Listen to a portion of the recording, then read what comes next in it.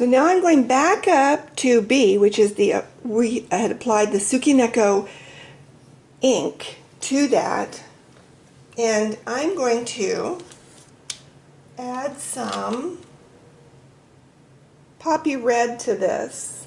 I lost my fuchsia. Oh well. Now I'm going to go ahead and just, I don't want to use red on that. I'm going to use a different color on that. I'm going to use green on that. I'm going to use this lime green on that. Okay, here. Sorry about that change. Okay, so I'm going to come in here. I'm going to just color up from the edge of the ball or the circle up to the center. And I want you to see what happens. Even without having added any of the medium to activate this, you can see that this is now darker. Oops. Oh, I had it close where you could see it. Can you see it? It's got a little shadowing down there where the purple was, even though it was very faint. Now we're going to come in, and I'm going to use the medium that is mixed, half and half.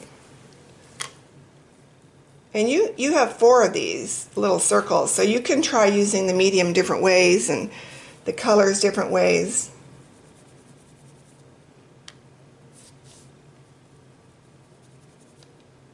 This is so you get comfortable knowing what it's going to do before you start working on your masterpiece.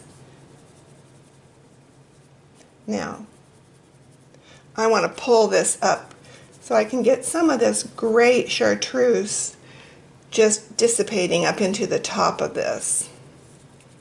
And so you can pull that pigment a little. And if you don't like the way it looks, like see how it's got this little bit of a line here? You can come back in and you can add some more color on here and just blend it around.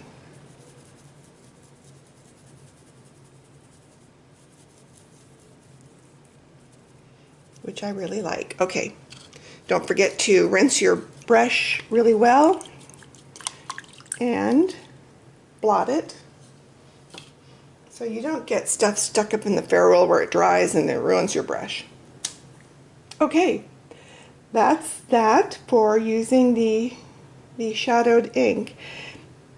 I'm going to show you how to use, right in here on the next one, I'm going to show you how to use a color across the color wheel from your main color.